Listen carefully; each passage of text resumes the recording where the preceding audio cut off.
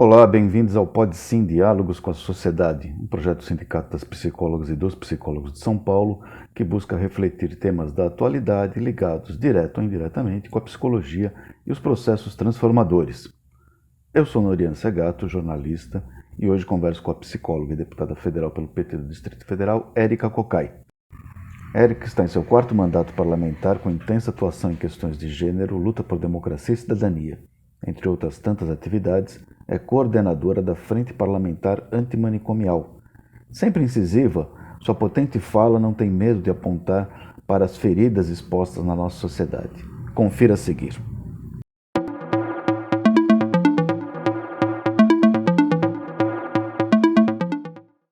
Olá, bem-vindos ao Pode Sim, Diálogos da Psicologia com a Sociedade. A boa parte da população ainda tem uma visão muito negativa da classe política, de uma maneira geral. E a ex-líder estudantil e sindical, formada em psicologia há mais de uma década, dignificando o trabalho parlamentar, é uma prova de que essa verdade ela não é absoluta. E hoje, ou pode sim, ter o prazer de conversar com a deputada Érica Cocai, a deputada de todas as lutas, como ela se apresenta no seu site. Eu quero falar disso um pouquinho mais tarde, Érica, mas bem-vindo, obrigado por nos atender. E para começar, eu gostaria de saber como é que essas suas duas formações, a de psicóloga e a de líder sindical, que você foi dos bancários, ajudam no seu trabalho parlamentar, que já está no seu quarto mandato. Então, é primeiro uma alegria conversar com companheiros e companheiras, enfim, companheiros da psicologia. Eu penso que a psicologia ela é um diálogo de pessoas, né? Então, pessoas. Então, a gente faz muitos recortes humanos no exercício da condição de psicólogo, no exercício profissional. Isso, obviamente, é um patamar de atuação na própria Câmara, na vida parlamentar, eu diria.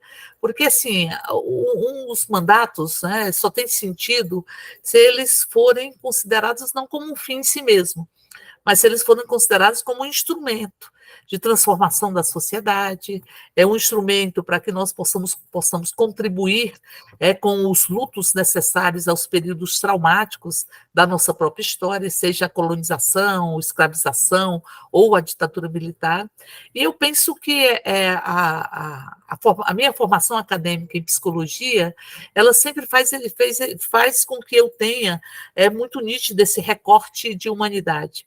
Acho que Lacan, quando diz que nada do que é humano me é estranho, ele tem absoluta condição de estar falando o que fundamentalmente esse diálogo humano. Mas eu diria, para acrescentar, na minha ousadia, alguma coisa para além do que nada do que é humano que me é estranho, tudo que desumaniza, nós temos que estranhar e temos que combater tudo que desumaniza. E penso que todos esses períodos traumáticos da história brasileira, eles se caracterizaram por um profundo processo de desumanização, uma desumanização simbólica, literal, que o Brasil vivencia hoje e que a gente sente muito na pele e na alma. Eu diria que, assim, o nível de feminicídio que nós temos no Brasil, que coloca o Brasil como o quinto país do mundo em feminicídio, em número de mulheres mortas porque são mulheres ou em função do gênero feminino, ele nos indica que há uma construção simbólica antes da desumanização literal. É que você pensar que a gente só reconhece a nossa humanidade na liberdade, na diversidade, só reconhece nossa humanidade na afetividade e na condição, nas nossas subjetividades, na condição de sermos sujeitos das nossas próprias histórias, do nosso próprio corpo, enfim, do nosso querer, do nosso sentir, do nosso pensar. Quando isso é negado, é um processo de desumanização.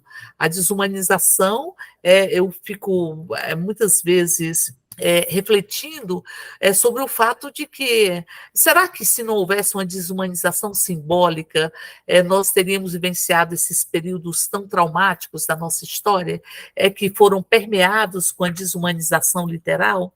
Será que haveria os campos de concentração durante a Segunda Guerra se não houvesse tido um processo de desumanização simbólica de judeus, de ciganos, comunistas, enfim, pessoas homossexuais? Então, há sempre uma desumanização simbólica que vai rondando e corroendo a nossa própria construção cidadã e a construção dos direitos. E os direitos, eles não são solitários, né? Os direitos carregam a democracia para todos os cantos do país, fazem com que nós tenhamos um diálogo com o Brasil invisibilizado, com o Brasil profundo, transformam a democracia em uma democracia de alta intensidade, não de baixa intensidade, e, por outro lado, a democracia é fundamental para a construção de direitos. Por isso, sim, é difícil pensar numa sociedade onde os direitos sejam respeitados e sejam, em verdade, homenageados e implementados em um processo autoritário, ou um processo de rompimento de todas as construções democráticas, e particularmente da democracia direta, que a gente precisa construir no Brasil, não é?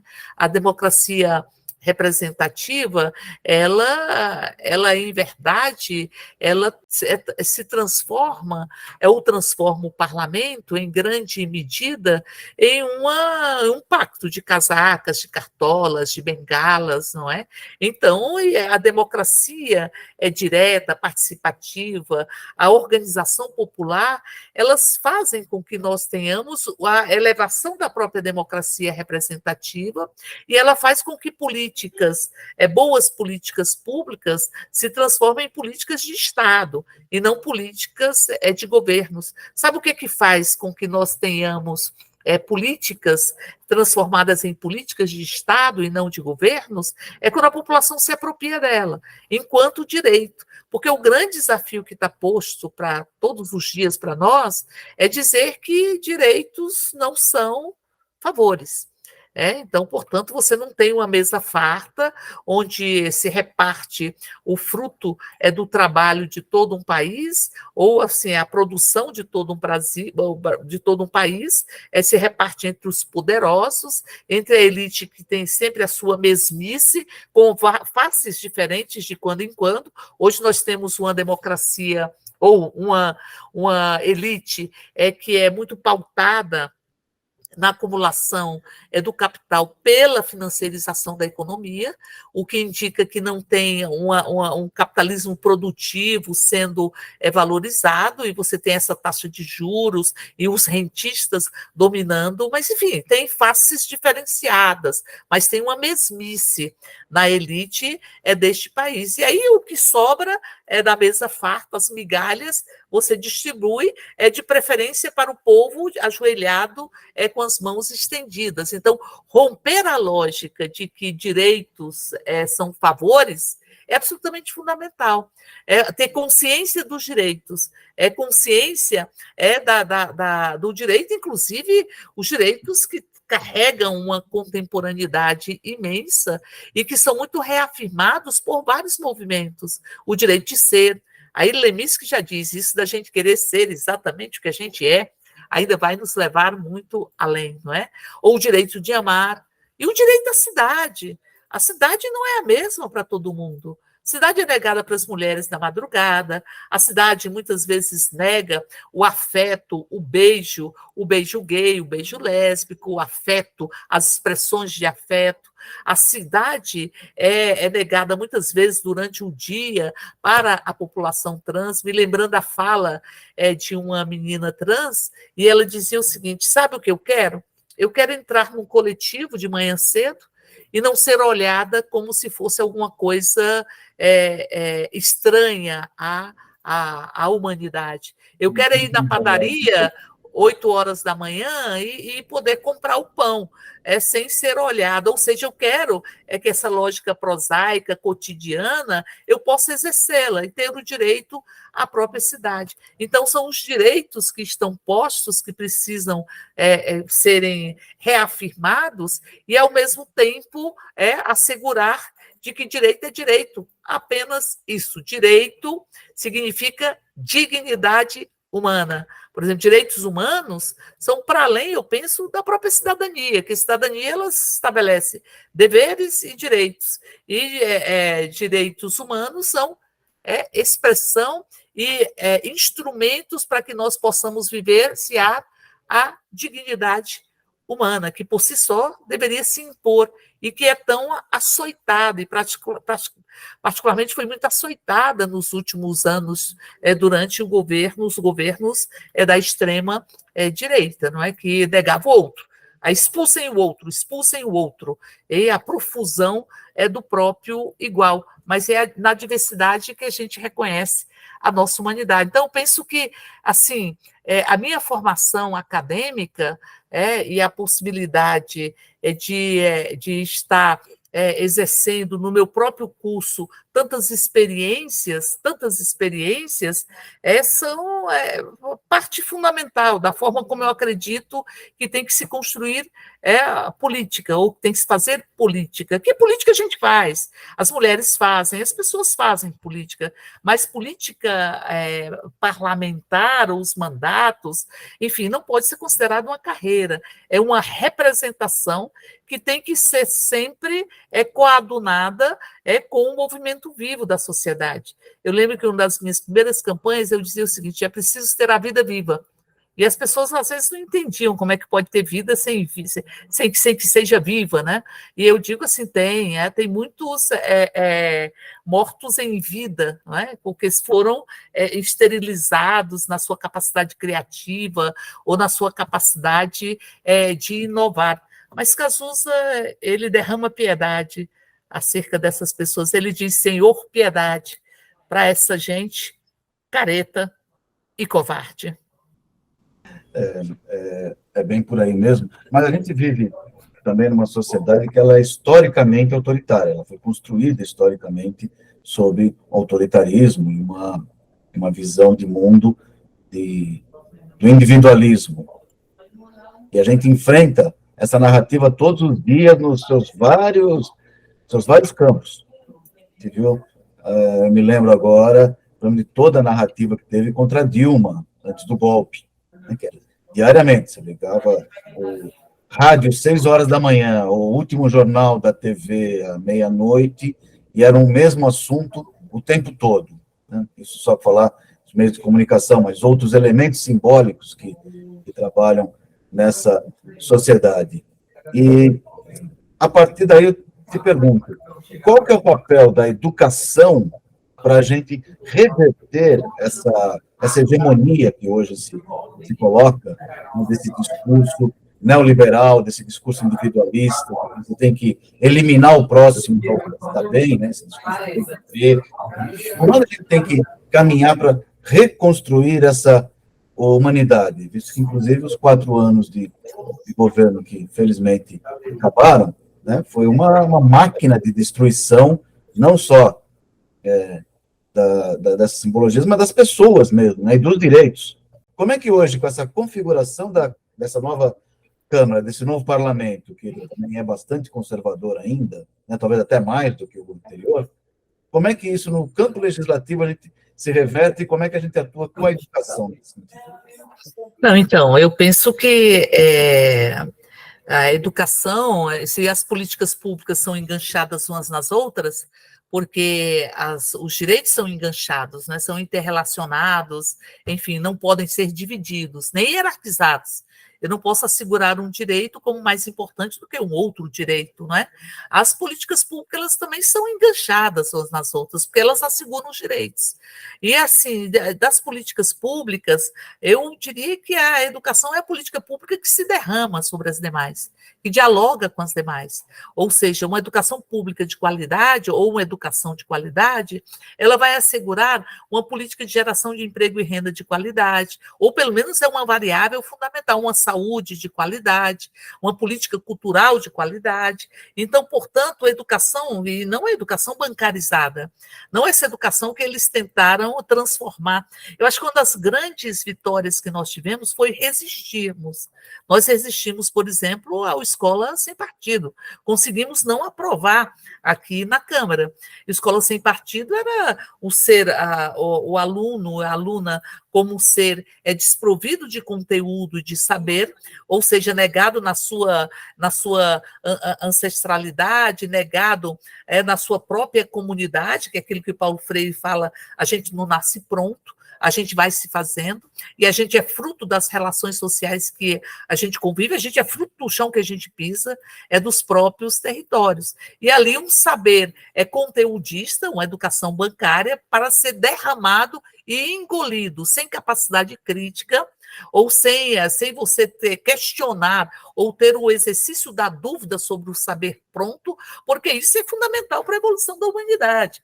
É por cada tese uma antítese, e aí se constrói a síntese. Como é possível achar que se constrói síntese do pensamento humano, da evolução ou da inteligência humana, se você não tem o diálogo entre as teses e as antíteses, não é? Então, portanto, a Escola Sem Partido era essa tentativa de amordaçar, de tirar a escola, tirar a educação de uma lógica, de uma pedagogia transformadora, de reconhecimento de saberes, de diálogos de gente, com sonhos, enfim, ou com ausência de sonhos, inclusive, porque a política, primeiro, é a política mais capilar, é onde você tem tudo quanto é canto do Brasil. E, ao mesmo tempo, ela também é a política que mais dialoga com a comunidade, que mais dialoga com a família. Então, ela tem uma potencialidade imensa. Por isso, eles tentaram calar. E tentaram, a prioridade de Bolsonaro em uma determinada sessão legislativa, que ele veio aqui apresentar as suas prioridades, a única prioridade que ele tinha para a educação era o homeschooling, que é o mesmo princípio, mas não e é mais grave ainda, porque retira a escola da rede de proteção aos direitos de criança e adolescente, porque a criança que é vítima de violências familiares, seja violência sexual, violência física, enfim, a escola ela faz parte dessa rede, para que você possa perceber as violências que a criança sofre, as linguagens, as expressões, que eu penso que todo mundo fala, né? Mas tem gente que... Talvez a criança vai reproduzir essa violência também. E para reduzir. Então, e ao mesmo tempo você, olha, a pessoa fala com silêncio, a pessoa fala com a lágrima, a pessoa fala, enfim, fala com os olhos, fala com todo mundo fala.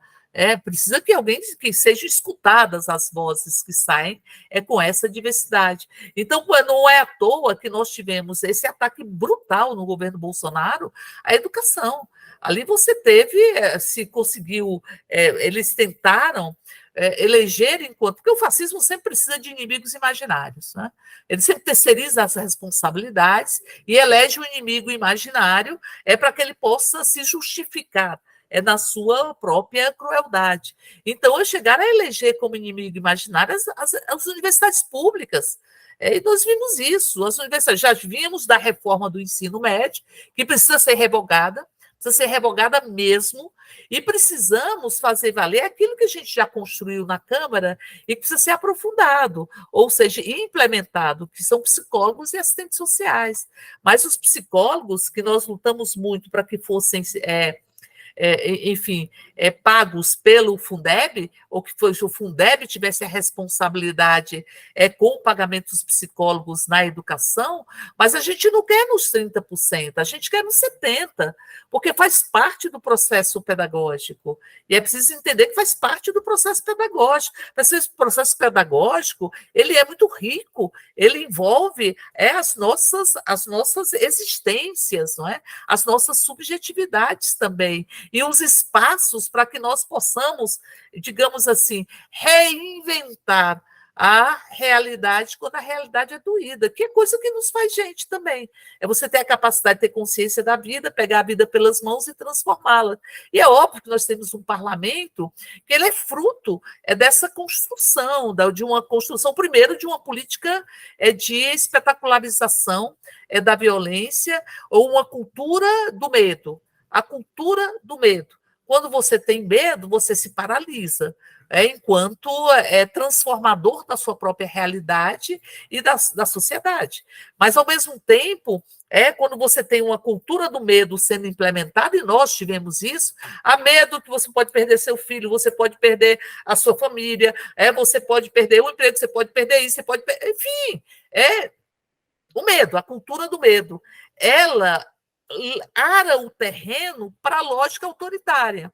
Então, assim, eu tenho tanto medo, tanto medo, tanto medo, que eu possibilito, ou que eu acho mais natural e normal, que tenhamos expressões autoritárias para me livrar desse próprio medo. Então, é um pouco isso que se alimentou. A cultura do medo, a cultura do ódio, da expulsão do outro. O outro só existe se for meu espelho. Se não for meu espelho, eu expulso o outro, porque eu expulso a diversidade. E é porque, assim, como houve um negacionismo que ainda existe, nesses náufragos, náufragos no mar da democracia, eu diria, não é? Porque, em verdade, você transformou como metodologia política o medo, ou o ódio e a mentira. O negacionismo, ele foi um negacionismo tão profundo que ele buscou negar a própria realidade. Então, eles construíram uma outra realidade. É Cazuza, de novo, né? A tua verdade não corresponde aos fatos e a tua piscina está cheia de ratos. E nós vamos ver aqui, o que eu vejo assim é como se fosse um desfile de náufragos. Eles são agarrados nos destroços de um palanque eleitoral derrotado, embora nós tenhamos tido a maior utilização de recursos públicos, a compra de votos institucionalizada na Câmara, o último ano, o ano e meio de governo Bolsonaro, ele se dedicou única e exclusivamente a ter políticas para ganhar a eleição. E nada além disso, inclusive utilizando o gabinete do ódio ou as fake news com recursos públicos, ao que tudo indica. Então, são náufragos, porque têm dificuldade de navegar no mar da democracia. E eles ficam sempre com um discurso onde não há disputa de ideias, porque quando você tem uma realidade e você tem várias interpretações da realidade, você tem um debate democrático. Mas quando você nega a realidade e a substitui por mentiras, dentro dessa lógica só cabe quem pensa da mesma forma. Então, eles não disputam ideias. O fascismo ele não convive com a diversidade. Ele não tem Não, e ele não tem empatia, o que é gravíssimo. Não consegue sentir a dor do outro. É por isso que Bolsonaro andava de jet ski no litoral de Santa Catarina, quando a Bahia estava sendo vítima das enchentes. Ele não consegue sentir a dor do outro e é autocentrado.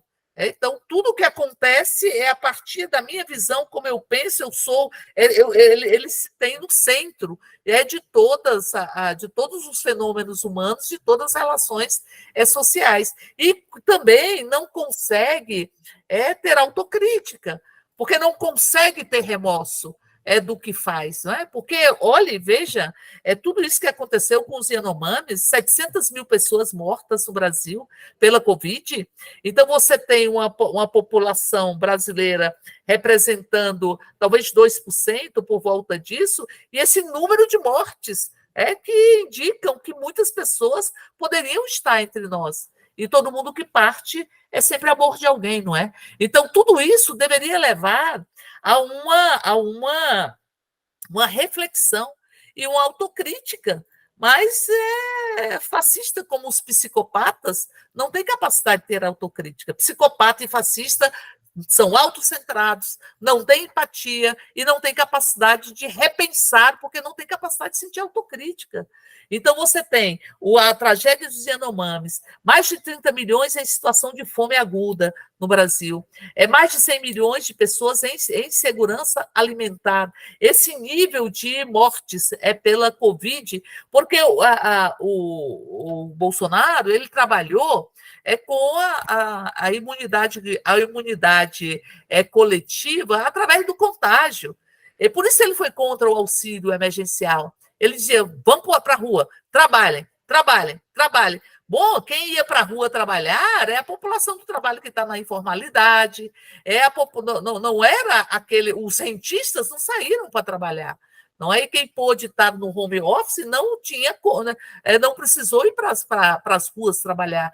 Então, todo o tempo ele trabalhava o seguinte: ele dizia isso claramente. Quem tem comorbidade, a idade, outras patologias, enfim, até pode ficar em casa, mas a população tem que trabalhar. Imagina, isso representaria milhões de mortes no Brasil. Milhões de mortes. Ele trabalhava isso, ele inclusive dizia, não é que eu sou forte, isso é uma gripezinha, o povo brasileiro é acostumado a tomar banho em esgoto, tudo isso foi falado. Tudo isso foi falado para empurrar as pessoas para ter uma imunidade coletiva, que alguns chamam de rebanho, mas nós não somos gado, né? Então, assim, uma imunidade coletiva através do contágio. E, a partir daí, isso representaria um desastre muito maior, uma crise humanitária muito maior, que foi uma crise sanitária, mas ela também foi uma crise ética, ela também foi uma crise política, ela foi uma crise econômica, tudo isso foi representado pelo que representa Bolsonaro. Então, é preciso tirar das estruturas do Estado a concepção bolsonarista e os bolsonaristas, que ainda estão coalhados, alguns camuflados, disfarçados, na estrutura do governo e do Estado, e resgatar a função do Estado. O Estado é para enfrentar os problemas nacionais. Darcy Ribeiro falou várias vezes sobre isso. Quando a UNB foi criada, e Darcy Ribeiro foi um dos seus fundadores, eu diria, ele dizia para problematizar, para enfrentar os problemas nacionais. Celso Furtado dizia isso. Estado é para enfrentar, Estado é para dar lucro, Estado é para enfrentar os problemas nacionais. Aí você teve um Estado encarcerado, cumprindo uma função antagônica à sua própria missão. Você teve racismo na Fundação Palmares, antifeminismo no Ministério da Defesa dos Direitos das Mulheres, política antiambientalista no Ministério do Meio Ambiente, e por aí vai. Política contra a consciência crítica, contra a educação no Ministério da Educação, a educação, enfim, que liberta. Então, a partir daí, você teve o Estado capturado. Isso provocou um profundo assédio institucional, as instituições assediadas, um assédio organizacional, as organizações passaram a assediar, as pessoas eram investigadas com o que elas postavam nas suas redes pessoais. Na Caixa, por exemplo, as pessoas não podiam colocar gravata vermelha, não podiam colocar esmalte vermelho nas urnas, e as pessoas todas eram investigadas. Para o que elas falavam, como elas pensavam. Agora se tem a notícia de que pelo menos 10 mil pessoas foram investigadas pela ABIN. O Estado encarcerado, do compadrio, o Estado clientelista, que é o orçamento secreto, isso. O Estado clientelista, coronelista, e aliado aos jagunços, ou seja, o Estado da força. O Estado opressor da própria população. Da própria população. Bom, eu não tenho dúvida de que nós assistimos foi um tremendo crime contra a humanidade. Eu espero que a gente não repita o erro histórico que a gente fez na passagem da ditadura para o governo civil, de ter uma anistia ampla para quem cometeu esses crimes. Eu espero que dessa vez a gente consiga não cometer esse mesmo equívoco histórico. E aí que eu ia te perguntar, e você já adiantou um pouco, assim, os projetos que prevêem, né, psicólogos e assistentes sociais na escola, Como é que esse projeto ajuda, né, e como é que a psicologia pode ajudar a humanizar um pouco mais essas relações que foram tão violentadas, principalmente nesse último período? Então, a escola que deveria ser um espaço de construção de uma cultura de paz, e por isso a importância de psicólogos dentro da escola, de assistentes sociais dentro da escola, porque você dialoga com as realidades sociais, é que elas fazem parte da forma como a gente se posiciona. Eu sou o fruto do meu território e da minha própria ancestralidade também, da forma como eu construo o meu saber, porque teve uma lógica epistemocida também, de negar o conhecimento, os conhecimentos ancestrais, ou seja, o sentimento de pertencimento a uma comunidade e, ao mesmo tempo, de condição de sujeito de transformar essa própria comunidade. Então, achar que o discurso não tem efeito e que não é danoso, discurso é ponte entre pensamento e ação, não é? E discurso se transforma em bala, discurso se transforma em hematomas, discurso vira estatística macabra. Porque a sociedade é violenta, a sociedade que diz consuma para eu te respeitar e não dá o direito de consumir, é uma sociedade que constrói duplos vínculos, porque ela leva duplas mensagens, é uma sociedade que provoca, enfim, muitos sofrimentos, eu diria, não é? É uma sociedade que provoca muito doença mental na população, né? Muito sofrimento psíquico, né? Doença mental, sim. Certeza, né? O seu mandato ele tem um foco bastante forte em questões de gênero e de saúde, né? Você é coordenadora da Frente Parlamentar da Defesa de Luta Antimanicomial, por exemplo. Mas você também tem uma atuação mais ampla, né? Em pessoas em situação de rua, povos originários, do próprio movimento sindical onde você é oriunda, né? E aí eu acho que o seu site, né, faz bem esse seu slogan, que você é deputada de todas as lutas. Como é que todas essas frentes de batalhas que você atua, elas dialogam no seu mandato, e como é que elas vão sendo orientadas, né, para você atuar em tantas frentes assim ao mesmo tempo? Então, eu penso que as coisas são todas interrelacionadas, né? A luta antimanicomial, desde que eu era estudante ainda na Universidade de Brasília, estudante de psicologia, que a gente tinha um engajamento, né? A experiência de Basaglia e tal, enfim, era a experiência de tirar os manicômios, são verdadeiros holocaustos da vida da sociedade.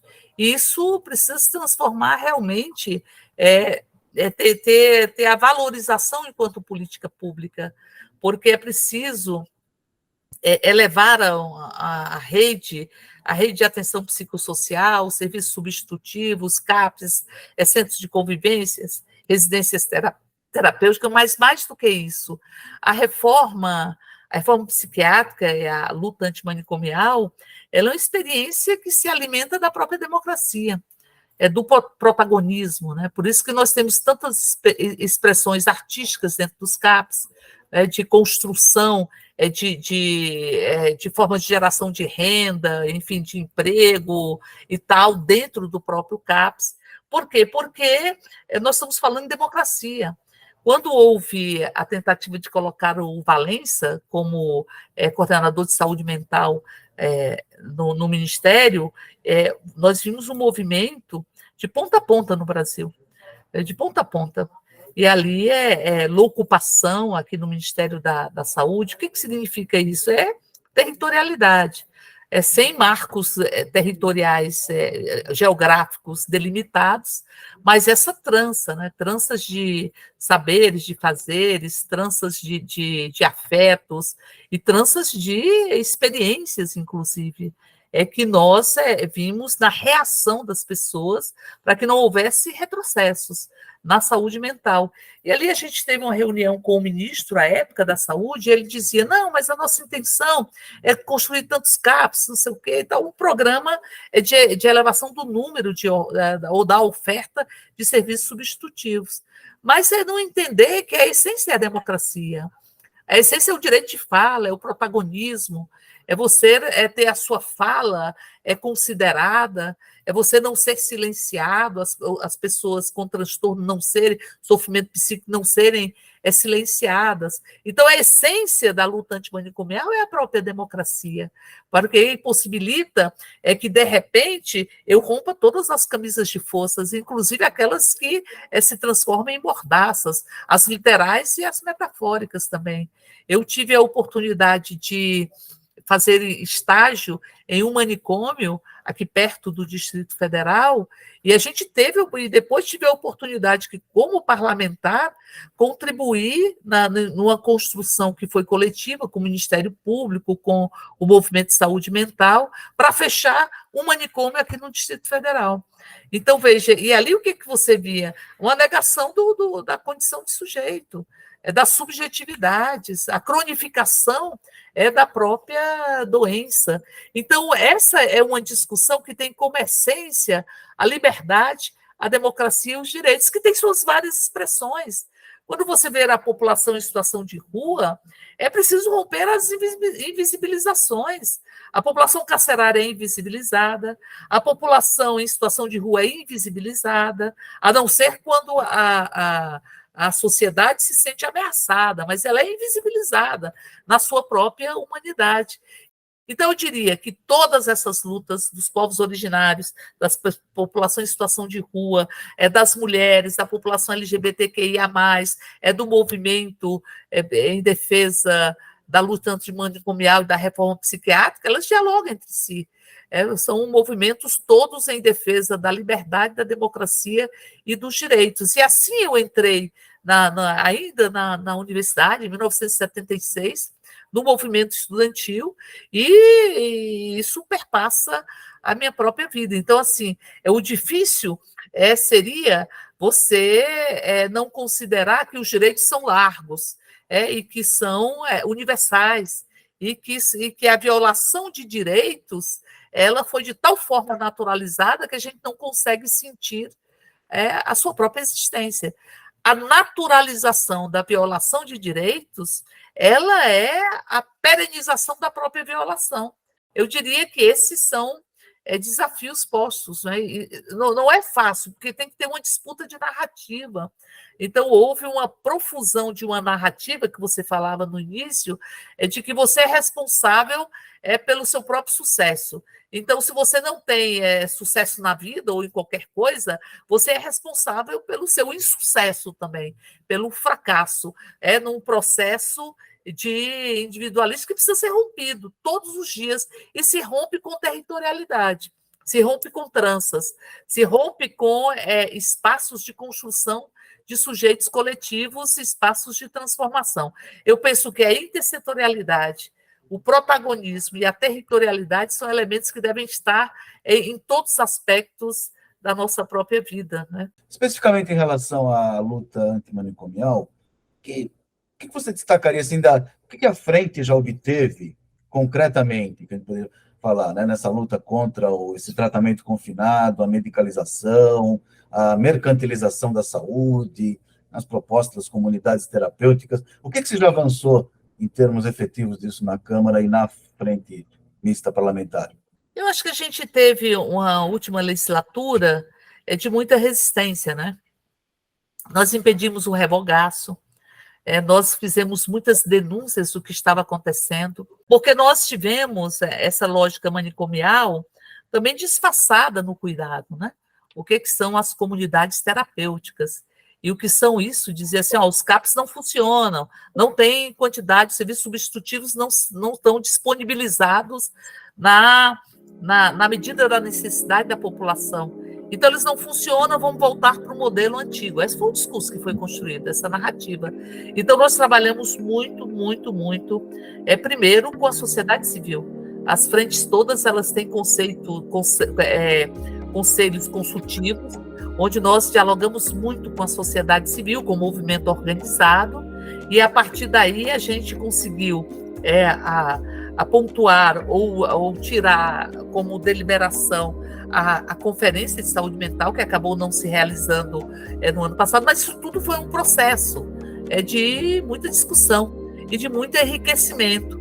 Ao mesmo tempo, a denúncia denúncia das comunidades terapêuticas, do que elas representam de lógica antimanicomial, que é a discussão que nós temos que fazer, inclusive, neste governo, sobre as comunidades terapêuticas, e, ao mesmo tempo, a necessidade de enfrentar todo o processo, os choques elétricos que eles quiseram implementar, a volta de financiamento de leitos psiquiátricos. Nós tivemos sempre fazendo articulações com o conjunto da sociedade civil, com outros poderes. Aí Sun Tzu ele fala, quando você consegue determinar ou identificar quem são seus aliados e seus inimigos, você tem muita chance de ganhar qualquer batalha. Então, num planejamento estratégico, quem são os nossos aliados? Com quem nós podemos contar?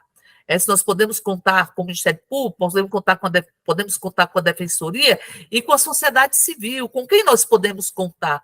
São experiências localizadas, a gente tentou construir e precisamos fortalecer, mas começamos a construir uma rede parlamentar, onde você pudesse difundir as experiências que reafirmavam a luta antimanicomial e a reforma psiquiátrica, e, ao mesmo tempo, pudéssemos ter força para estabelecer nesta rede o enfrentamento aos retrocessos. Então, foi um momento de muita resistência. E daqui para frente, quais são os desafios? Agora tem que ser um momento de avanços, não é? Para além vamos continuar resistindo, mas é preciso avançar em vários aspectos, avançar nos serviços substitutivos, avançar no que diz respeito a identificarmos como a lógica manicomial ela pode estar se apresentando. Uma discussão que nós temos que fazer é uma discussão que tem que fazer com muita construção, com muito diálogo, comunidades terapêuticas e diálogos, inclusive, com a sociedade, porque, em grande medida, as pessoas que têm filhos ou que têm parentes com uso abusivo de álcool e droga, ela tende a buscar solução qualquer que seja. Então, tem que fazer essa construção e, ao mesmo tempo, também avançar na política de drogas no país, ou de contra as drogas no país. Ela precisa ser repensada. É óbvio que nós sabemos dos limites de um governo de coalizão, nós sabemos dos enfrentamentos que tivemos, de narrativas nesse processo, mas eu penso que a gente tem que ter convicção de que temos que construir polos de avanços, ou de construção de avanços nestas discussões. Essas discussões que são discussões importantes para que nós possamos repensar a relação do próprio Estado. A política que nós temos de enfrentamento às drogas é uma política que tem sido absolutamente ineficaz, e que precisa ser repensada. Como tem que ser repensado as comunidades terapêuticas também, a facilidade que tem de, sem critérios definidos ou critérios bastante rígidos e necessários, elas ser conveniada com o Estado, e drenagem de recursos públicos para as comunidades terapêuticas em detrimento da rede.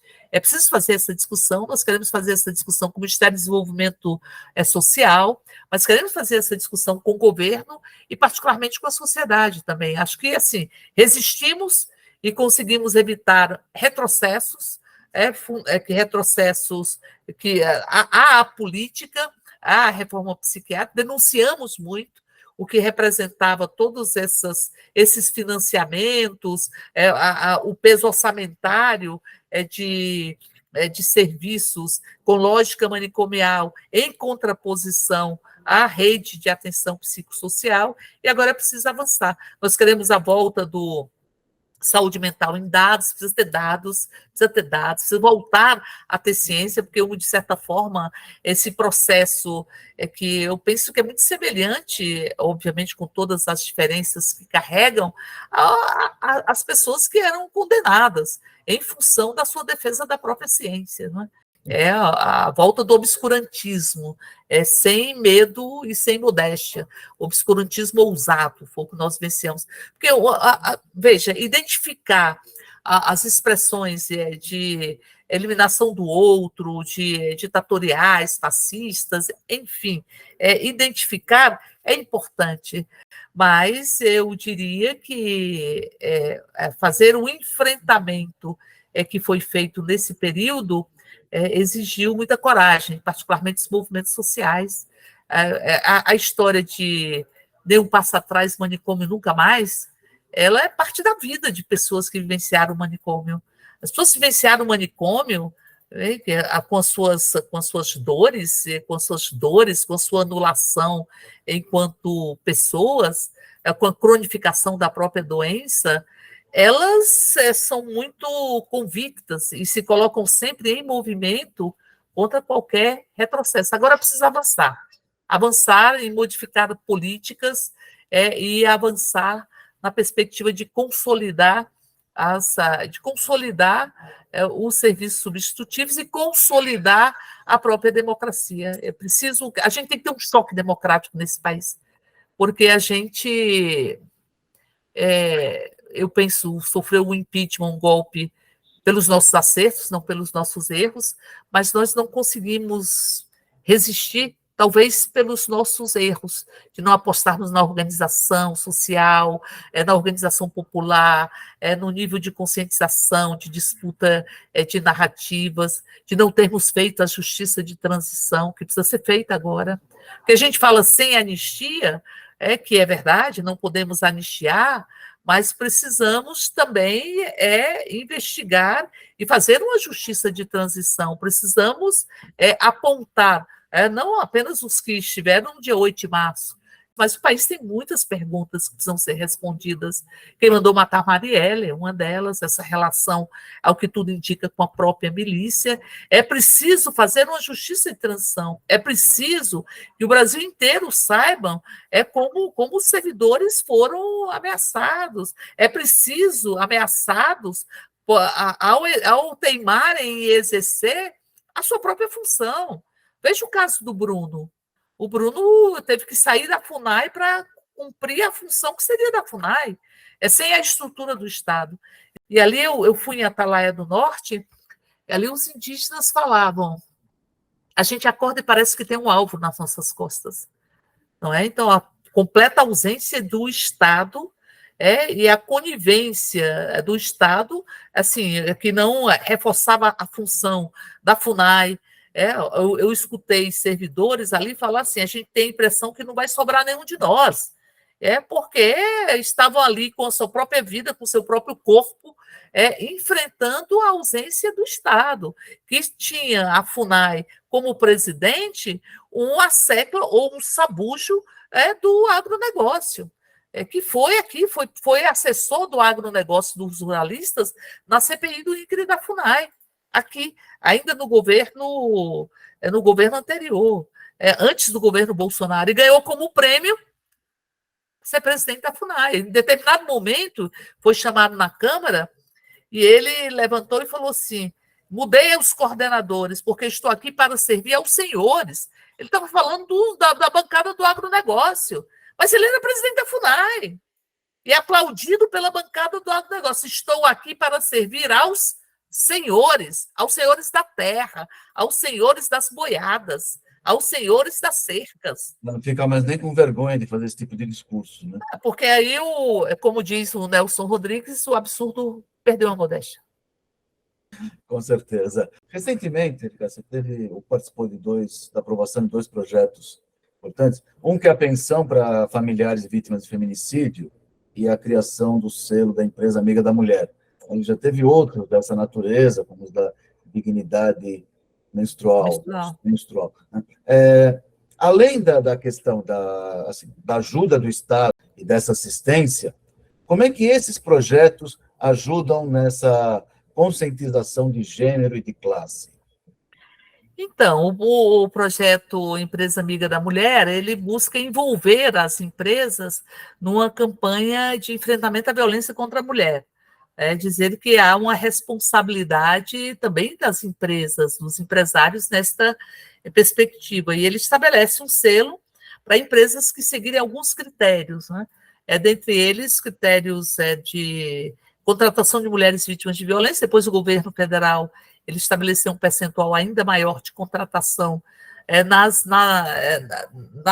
das empresas de prestação de serviços de mulheres vítimas de violência, mas significa uma postura, alguns critérios, dentre esses, 2 critérios dentre alguns, de isonomia salarial, de campanhas para fazer com que as mulheres cheguem aos primeiros postos de chefia, ao mesmo tempo, a contratação de mulheres vítimas de violência, enfim, critérios que foram estabelecidos, e alguns desses critérios teriam que ser adotados pela empresa para ter acesso a este selo.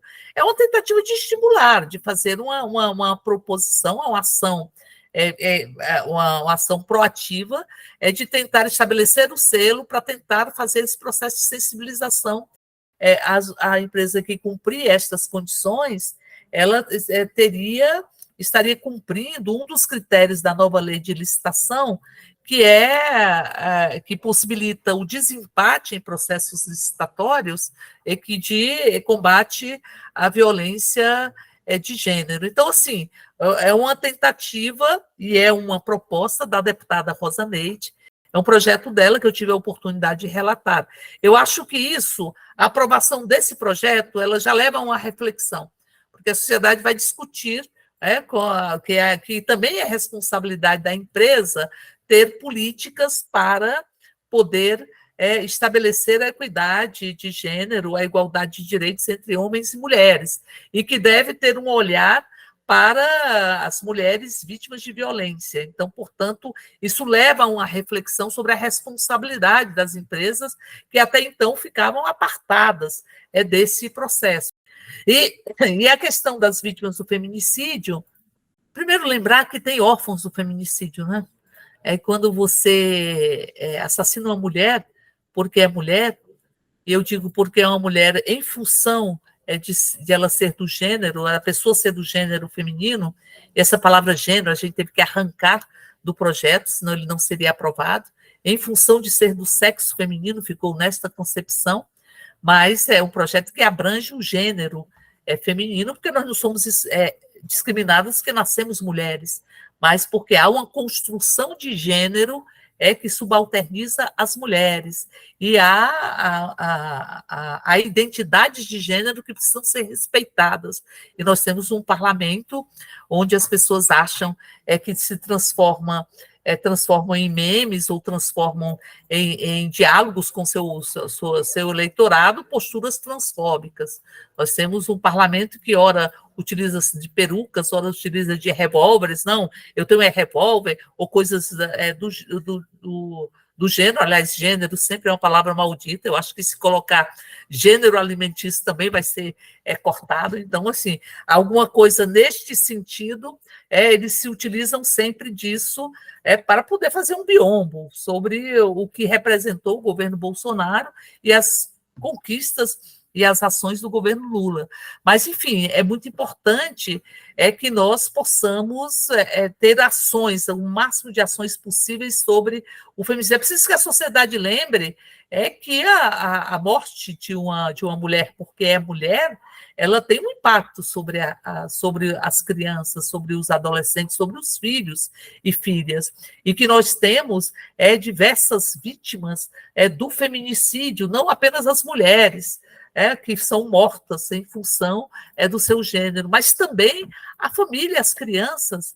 Então, esse projeto de estabelecer uma bolsa ou de estabelecer uma ajuda de acordo com as condições econômicas da própria família, enfim, as crianças e os adolescentes, ele significa que o Estado tem que se sentir responsável pela vida das mulheres, que o Estado tem que ter políticas públicas, o Estado tem que ter políticas de prevenção, de promoção, tem que fazer valer a própria Lei Maria da Penha. A Lei Maria da Penha é muito completa, porque ela fala de promoção, de prevenção, de reparação, e também de responsabilização, porque até então tem muitas proposições que só trabalham com recrudescimento penal.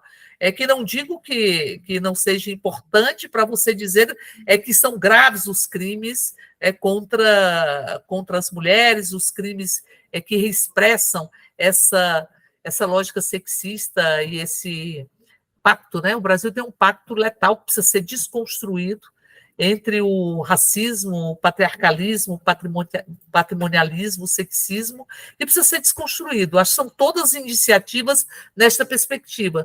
Uma de responsabilizar ou de envolver as empresas e fazer, inclusive, que haja uma cobrança da sociedade, para que as empresas adotem aqueles critérios para que adquiram este selo, e o outro dia a responsabilidade do Estado é com as vítimas do feminicídio, com as crianças e adolescentes que ficam.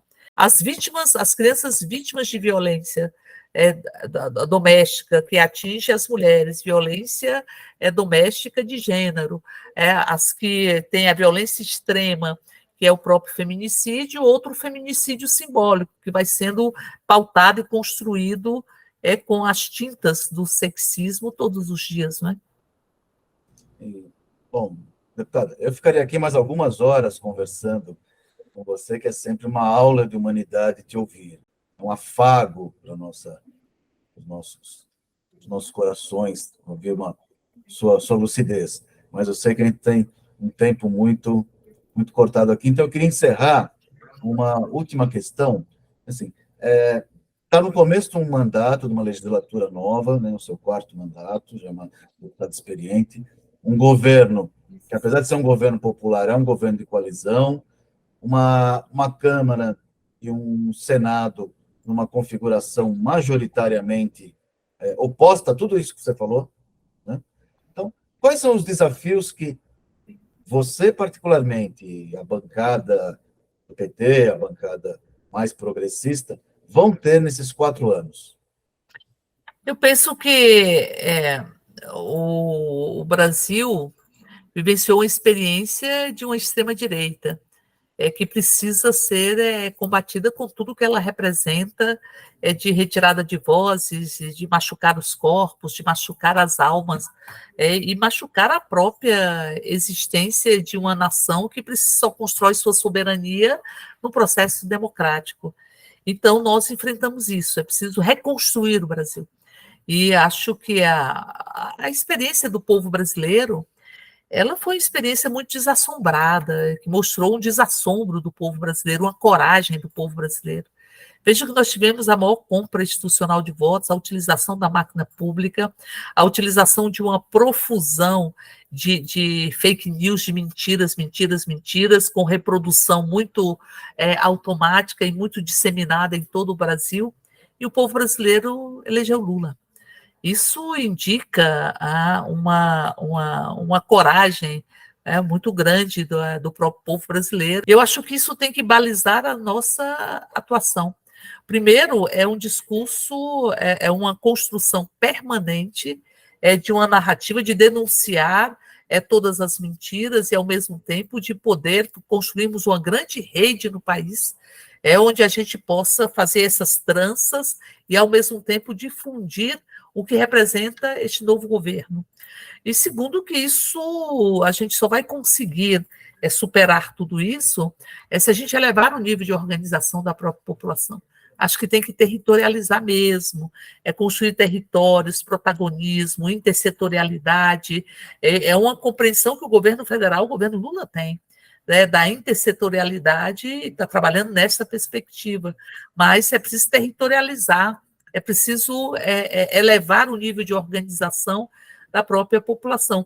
Eu digo isso porque, desta resistência, nós conseguimos impedir a aprovação do Estatuto do Nascituro, nós conseguimos impedir o Estatuto da Família, que dizia que negavam as diversas expressões de família, mas nós conseguimos impedir o Escola Sem Partido, nós conseguimos impedir o homeschooling, que ficou no Senado, conseguimos impedir a PEC 32, que era centro para o governo Bolsonaro, porque seria a constitucionalização do Estado, do compadrio, do Estado a serviço do governante e da iniciativa privada. Nós conseguimos impedir.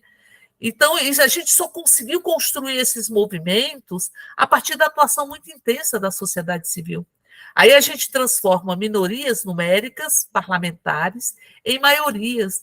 Então, é preciso que nós tenhamos a a preocupação em elevar a conscienciação política, em elevar a organização, em territorializar, e políticas públicas. O Brasil, por exemplo, tem um SUS e um SUAS, que são territorializações. O Estratégia de Saúde da Família é territorialidade. Um SUAS é territorialidade. Como é que você constrói políticas públicas onde você possa empoderar a própria população na sua organização. Acho que são os desafios que estão dados. Eu não tenho medo de maiorias numéricas que foram construídas sem fundamentação política ou de projeto. Eles não têm projetos para a sociedade. Não tem projetos de geração de emprego, de geração de renda, de construção cidadã, não tem, porque houve uma destruição de políticas públicas, houve uma destruição com foco muito intenso na educação, na cultura, enfim. Então, eu penso que a organização popular, o nível de relação que a gente possa estabelecer com a própria população, com a sociedade civil, vai fazer com que nós possamos ter uma experiência que seja uma experiência de devolver o Brasil para o povo brasileiro. Eu tenho muita convicção disso.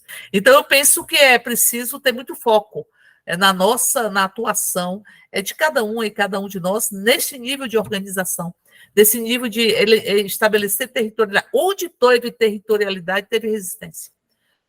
Inclusive no movimento de saúde mental, onde teve territorialidade, que não era o território delimitado geograficamente, mas essa trança. No movimento de pescadores e pescadoras artesanais, nos movimentos dos povos indígenas, onde se construiu tranças, nos terreiros, nas unidades territoriais de matriz africana, onde teve territorialidade, teve resistência. E vamos reforçar a territorialidade, a intersetorialidade, e o protagonismo de cada um e cada um de nós. Acho que a gente vai construir um belíssimo movimento democrático de construção de direitos, que digo, se não for democrático, não se constrói direitos. E se não tem direitos, tampouco a democracia é uma democracia de alta intensidade. Mas é isso, uma alegria estar conversando com vocês. A gente segue aqui com o mandato absolutamente à disposição da luta dos psicólogos e psicólogas de todo o Brasil. Um abraço grande a todos os psicólogos, ao sindicato e a todos os psicólogos. Estamos juntos, juntas e juntos, sempre. Beijo grande. Até a próxima. Até, muito obrigado. Espero que tenham gostado. É uma conversa muito potente. Eu, particularmente, gosto muito da forma abrangente como a deputada Érica Cocai aborda as questões, fazendo, como ela mesma diz, as tranças das várias faces da realidade. Envie seus comentários, sugestões e críticas. Sua opinião é sempre importante para nós. Pode sim. Diálogos da Psicologia com a Sociedade é um projeto do Sindicato das Psicólogas e dos Psicólogos de São Paulo, em comemoração aos 50 anos da entidade. Se inscreve em nossos canais e acompanhe as próximas conversas. Tamo juntos!